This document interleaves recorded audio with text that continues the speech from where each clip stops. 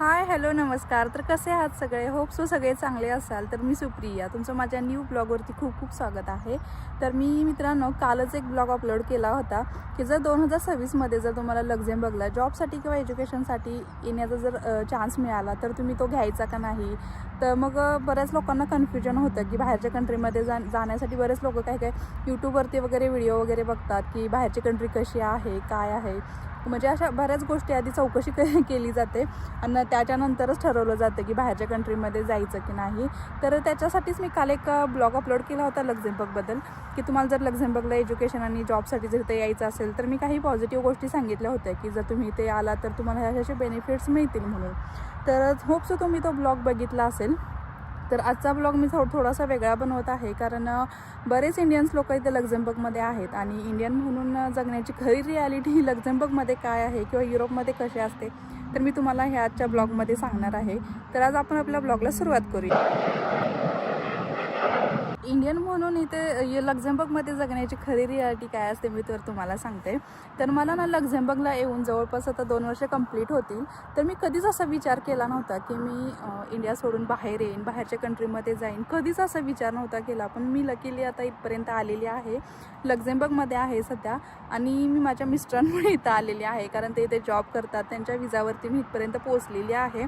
तर कसं असतं ना आपल्यासारख्या इंडियन लोकांना म्हणजे आपल्यासारख्या एक मिडल फॅमिलीमधल्या लोकांना ना जेव्हा असं बाहेरच्या कंट्रीमध्ये जाण्यासाठी ऑपॉर्च्युनिटी मिळते तेव्हा आपल्यासाठी खूप एक वेगळीच गोष्ट असते. खूप आनंदाची गोष्ट असते आपल्यासाठी की आपण बाहेरच्या कंट्रीमध्ये जाणार. मग ती कोणतीही कंट्री असू दे, युरोप US वगैरे कोणतीही असू दे, आपल्यासाठी खूपच मोठी गोष्ट असते. मग कोण जॉबसाठी जातं, कोणी एज्युकेशनसाठी जातं. तर मी 2024मध्ये जूनमध्ये इथं आलेली आहे.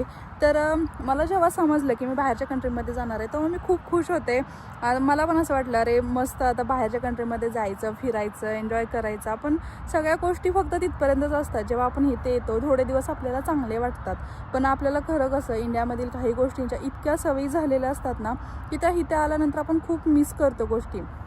तर मी इथे पोचली जूनमध्ये आले. एअरपोर्टच्या बाहेर आल्यानंतर मला ना खूप छान वाटलं. म्हणजे कंट्री एकदम क्लीन, नंतर पोल्युशन नाही, कसलं गडबड नाही, कुणाची धावपळ नाही, सगळं मस्त असं वाटलं. पण खरं म्हणजे इथे जेव्हा माझी लाईफ स्टार्ट झाली, आम्ही इथे राहायला लागलो, जसं जसा वेळ पुढं जायला लागला तेव्हा खरं कळालं की आपण काहीतरी खूप मोठ्या गोष्टी मागे सोडलेल्या आहेत आणि पुढे आलो आहे. तर एक म्हणतात ना की काहीतरी मिळवण्यासाठी पाठीमागे काहीतरी सोडावंच लागतं, तसंच असतं हे. तर आता मी तुम्हाला सांगते की नक्की कोणकोणत्या गोष्टी आपण इथे म्हणजे इंडियन लोक बाहेरच्या कंट्रीमध्ये मिस करतात. तर मी तुम्हाला सांगते ते. तर पहिली गोष्ट म्हणजे आपले आई वडील, फॅमिली, रिलेटिव्ह ह्या सगळ्यांना आपण पाठीमागे सोडतो आणि बाहेरच्या कंट्रीमध्ये जॉबसाठी, करिअरसाठी, एज्युकेशनसाठी बाहेर पडतो. त्यामुळे परत इथे एकदा आलो ना की 1-2 वर्ष इंडियामध्ये जायचा चान्स भेटत नाही. मग कधी असं घरामध्ये आपलं कोणतं फंक्शन असेल, बहीण भावांचं लग्न असेल, अशाच कार्यक्रमाला फक्त आपण हजर राहतो. एव्हा ना आपण जेव्हा इंडियामध्ये असतो तेव्हा रिलेटिव्हचं सुद्धा जर लग्न असलं किंवा त्यांच्या घरी कोणता कार्यक्रम असला तरी आपली प्रेझेंटी ही पक्कीच असते. त्यामुळे जर बाहेरच्या कंट्रीमध्ये असल्या ह्या तर गोष्टी मिस होताच. प्लस त्याशिवाय आपल्या आईवडिलांना बघता येत नाही. जे काय असेल ते व्हिडिओ कॉलवरती सगळं असतं. काही तब्येतीची चौकशी करायची असेल, त्यांना बघण्याची इच्छा झाली असेल तरी पण आपण व्हिडिओ कॉलवरतीच फक्त बघू शकतो. मग व्हिडिओ कॉलवरती तुम्हाला सगळ्याच गोष्टी समजतात असं नसतात ना. एव्हा ना कसं मुलं लांब असतात म्हणून आईवडील काही गोष्टी लपवून सुद्धा ठेवतात का तर बाबा मुलं बाहेर आहेत, त्यांना कोणत्या गोष्टीचं टेन्शन नको म्हणून काही गोष्टी सांगतच नाहीत. आजारी असले तरी सुद्धा सांगत नाहीत. ह्या गोष्टी तर खरंच खूप मिस करतो. ती तर एक गोष्ट झाली. दुसरी गोष्ट म्हणजे फेस्टिवल. तर आपल्या इंडियामध्ये इतके सारे फेस्टिवल आहेत ना की प्रत्येक महिन्यातून 1-2 तर फेस्टिवल असतात आणि आपण सगळे उत्साहानं सेलिब्रेट करतो. पण बाहेरच्या कंट्रीमध्ये अजिबात तसं नसतं. इथे ना इंडियन कम्युनिटी आहे पण ते कसं इंडिया आपले व्हॉट्सअपवरती ग्रुप वगैरे असतात तेव्हा ग्रुपवरती असं मेसेज वगैरे करतात की एकत्र येतात, फेस्टिवल वगैरे सेलिब्रेट करतात. असा हॉल वगैरे बुक करून तिथे सगळं सेलिब्रेट करतात. मग तो एका दिवसापुरताच आणि तिथे पण फक्त जरी तुम्हाला कोणी इंडियन लोक वगैरे भेटतात तर तुम्हाला फक्त हाय हॅलो विचारतात. बाकी तुमची कोणी चौकशी करत नाही तुम्ही कसे आहात कसे नाही. एवढंच फक्त हे झालं फेस्टिवलचं. तिसरी गोष्ट म्हणजे इथलं क्लायमेट. तर इंडियामधील क्लायमेटमुळं आपल्याला तिथलं असं उन्हाळा, पावसाळा, हिवाळ्याची सवय झालेली असते. पण बाहेरच्या कंट्रीमध्ये म्हणजे लक्झेंबर्गमध्ये ना क्लायमेट पूर्ण चेंज होतं. इथे 6 महिने तर ऊन बघायला भेटत नाही. 6 महिने बर्फ वगैरे थंडी एवढी असते. संध्याकाळी 5ला दिवस जातो. दिवस पण खूपच कमी असतो. बाहेर पडलं की लोक दिसत नाहीत तुम्हाला. असं वाटतं की जशी की पूर्ण कंट्री खाली झालेली आहे आणि आपण एकटंच त्या कंट्रीमध्ये सध्या आहोत असं बाहेर पडल्यावरती वाटतं. आपले कोणी आजूबाजूचे ओळखीचे वगैरे कोणी भेटत नाही की बाबा कोणी बाहेर पडलं आहे आणि कोणतरी विचारावं वगैरे असं खूप वाटतं.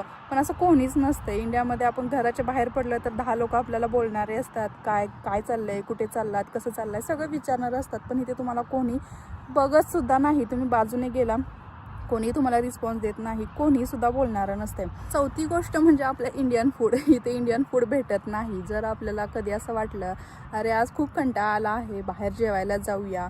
इंडियामध्ये आपल्याला कंटाळा आला की आपण बाहेर काहीतरी स्नॅक्स वगैरे, वडापाव, समोसा किंवा हॉटेलमध्ये जाऊन जेवण वगैरे करतो. पण जर तुम्ही इथं जर बाहेरच्या कंट्रीमध्ये आला ना, असं विचार केला की अरे चला आज थंडी जास्त वाजते, वडापाव समोसा घेऊन येऊया किंवा हॉटेलमध्ये जेवायला जाऊया, तर असं काहीसुद्धा मिळत नाही. जो मला जे काही बनवायचं आहे, खायचं आहे ते तुम्ही घरी बनवायचं आणि मगच खायचं. त्याशिवाय तुम्हाला इथे तसल्या गोष्टी मिळत नाहीत. त्यामुळे इंडियन फूड तर खूपच मिस करतो. आणि त्याचबरोबर आईच्या हातचं जेवण तर बाहेर अजिबात मिळत नाही. जोपर्यंत इंडियाला तुम्ही जात नाही वर्ष 2-2 वर्ष तोपर्यंत तुम्हाला आईच्या हातचं जेवण अजिबात मिळत नाही. तेव्हा ना मी जेव्हा इंडियामध्ये होते तेव्हा मी 1-2 महिन्यातून का होईना पण मी माझ्या आईवडिलांच्या घरी जायची. मम्मी मला जसं येईल तसं मला जेवण बनवून द्यायची. खूप छान वाटायचं. दुसरी गोष्ट म्हणजे टायमिंग. तर लक्झेंबर्ग म्हणजे युरोपचं आणि इंडियाचं टायमिंग थोडंसं मागं पुढं आहे, जास्त नाही आहे. 5, 4:30, 3:30 तासाचा फरक असतो. पण तरीसुद्धा कधी कधी असं होतं की इथे जेव्हा सकाळ असते तेव्हा इंडियामध्ये कामाचा दिवस सुरू होऊन गेलेला असतो. इंडियातील लोकांना भरपूर काम असतात, त्यामुळे टायमिंगचं जरा बऱ्यापैकी मागं पुढं होतं, त्यांच्या लक्षात राहत नाही. तर हे असं मग कधी जर कुणाला बोलायचं म्हणलं तर पहिल्यांदा घड्याळ बघायला लागतं की टाईम किती झाला आहे. त्याच्यानंतर मग इंडियामध्ये फोन करायचा, बोलायचं, हे असल्या गोष्टी इथे जर मिसच होतात. ते काही गोष्टी कुणाला शेअर करायच्या म्हणलं तरी पण टाईम बघायचा आणि मगच फोन करायचा. किंवा फ्रेंड्स वगैरे असतात त्यांनासुद्धा फोन करायचं म्हटलं की असं टायमिंगचं मागे पुढं होऊन जातं. त्याच्यानंतरची गोष्ट म्हणजे नेबर. आता इथे नेबर तर काय आपल्या आजूबाजूला कोणी राहतं हे काहीच माहीत नसतं.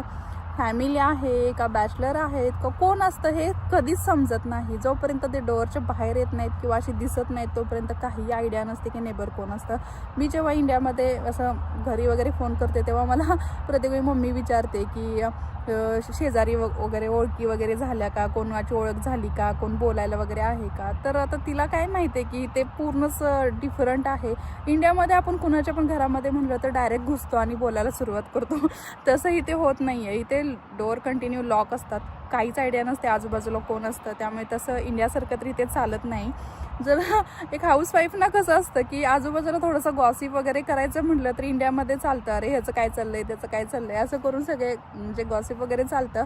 पण इथे तर तसं काहीच नाही आहे. तसला तर तो सीनच नाही आहे गॉसिपचा वगैरे. त्यामुळे जे काय असेल ते स्वतः घरात बसून सगळं फक्त मोबाईल, आपण किंवा जॉब, एज्युकेशन हे असलं सगळं चालतं. त्यामुळे ह्या गोष्टी तर हाऊसवाईफ खूप मिस करतात इथे. पुढची गोष्ट म्हणजे लँग्वेज बॅरियर. तर इथे ना लक्झेंबर्गमध्ये 3 भाषा बोलल्या जातात, फ्रेंच, जर्मन आणि लक्झेंबर्गिश. आणि तुम्हाला जर इंग्लिश येत असेल तर थोडंफार तुमचं काम होऊन जातंच. जॉबच्या ठिकाणी तर इंग्लिश बोलतात, पण काही ठिकाणी असं असतं म्हणजे ग्रोसरी शॉप वगैरे म्हणा किंवा अशा अदर ठिकाणी जायचं म्हटलं तर ह्या भाषा तर यावंच लागतात. त्यामुळे इंग्लिश चालत नाही काही ठिकाणी. त्यामुळे तुम्हाला या 3 पैकी एक तर लँग्वेज यायलाच लागते. तर हे एक इंडियन लोकांना इथे जास्त प्रॉब्लेम येतो. त्याच्यानंतर एकटेपणा ही एक गोष्ट खूप महत्त्वाची आहे. जर तुम्ही तुमच्या फॅमिलीमध्ये खूप जास्त मेंबर आहेत आणि तुम्ही तिथून म्हणजे लहानपणापासून तुम्ही तुमच्या जॉईंट फॅमिलीमध्ये वाढला आहात आणि खूप लोक आहेत तर तुम्हाला कशी सवय होऊन जाते की अरे आपल्या घरामध्ये एवढी लोक आहेत. एकटं राहायची कधीच सवय नसते. तुम्ही बॅचलरमध्ये राहिलेला नसता कधीच काय. तर त्यावेळेला असं लक्झेंबर्गमध्ये जर तुम्ही एकटं येणार असेल तर हा तर प्रॉब्लेम भरपूर म्हणजे त्रास होतो. इथे कोणीच नसतं, आपले रिलेटिव्ह नसतात, फ्रेंड्स कमीच असतात. त्याशिवाय इथं सॅटर्डे संडेला असं लोक स्वतःच्या फॅमिलीला टाईम देतात, जास्त कोणी फ्रेंड्ससोबत फिरत नाही. त्यामुळे तुम्ही जर एकटे असाल आणि जर लक्झेंबर्गला येणार असेल तर थोडासा तुम्हाला त्रास तर होऊ शकतो. त्यामुळे तुम्ही लक्झेंबर्गला येणार असेल तर ह्या गोष्टी तुम्हाला फेस कराव्या लागतील तर हा एक झाला मेन पॉईंट. दुसरी गोष्ट म्हणजे मंथली एक्सपेन्सेस. तर लक्झेंबर्गमध्ये कसं आहे ना की जोपर्यंत जॉब आहे तोपर्यंत सगळ्या गोष्टी ठीक आहेत, पण जेव्हा तुमचा जॉब नसेल त्या दिवशी ह्या गोष्टी खूप कॉम्प्लिकेटेड होऊन बसतात. कारण लक्झेंबर्गमध्ये रेंटच एवढा जास्त आहे ना की आपली निम्मी सॅलरी फक्त रेंटमध्ये पे करावी लागते. कारण इथे कमीत कमी जर छोटा जरी रूम घ्यायचा म्हटलं तरी 2,000 युरोपासून स्टार्ट होतं. कारण आपलं जर इंडियन रुपीजमध्ये जर बघायला गेलं तर 2 लाख हे मंथली रेंट आहे. तिथे खूप हाय रेंट आहेत. आजूबाजूच्या जर कंट्रीमध्ये बघायला गेलं तर जर्मनी, फ्रान्स, बेल्जियम याच्यापेक्षा ना लक्झेंबर्गमध्ये रेंट जास्त आहेत. त्यामुळे ठीक आहे, मंथली तुमचं म्हणजे पेमेंट येते, जॉब आहे तोपर्यंत हे खर्च होतात. पण ज्या दिवशी स्वतःच्या सेविंगमधून तुम्ही विचार करा, मंथली 2 लाख जर फक्त रेंटचे भरायचे आणि खायप्यायचे तर वेगळेच झाले, मग किती म्हणजे विचार करण्यासारखी गोष्ट आहे. त्यामुळे ह्या गोष्टीचा तरी बाहेर येताना विचारच करावा लागतो की जॉब नसेल तर आपल्याकडे दुसरा ऑप्शन तर पाहिजेच.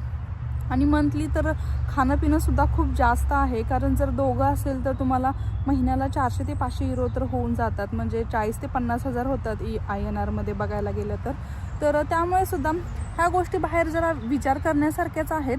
तर ही अशी आहे खरी रियालिटी इंडियन म्हणून बाहेरच्या कंट्रीमध्ये जगण्याची. तर कसं असतं ना, लक्झेंबर्ग असो किंवा अदर कंट्री असो, बाहेरच्या कंट्रीमध्ये पडायचं पाहिजे. फर्स्ट टाईम तुम्ही पडताय म्हटल्यावरती ह्या गोष्टी थोड्याफार तुम्हाला तर त्रास होणारच, पण त्याच्यासोबत काही चांगल्या गोष्टीसुद्धा आहेत. म्हणजे जॉब चांगला आहे, सॅलरी चांगली आहे, आणखीन तुमचं क्वालिटी ऑफ लाईफ आहे इथे बाहेर. जर तुम्ही ह्या गोष्टी जर तुम्हाला सहन होत असतील, तुम्हाला जर एकदा सवय झाली की तुम्ही इथे स्वतःला कसंही ॲडजस्ट करू शकता, काहीच प्रॉब्लेम नाही आहे. तर हे असं आहे. तर मग कसा वाटला हा ब्लॉग मला कमेंट करून सांगा, आणि लवकरच भेटू अशाच एका न्यू ब्लॉगमध्ये. तोपर्यंत बाय.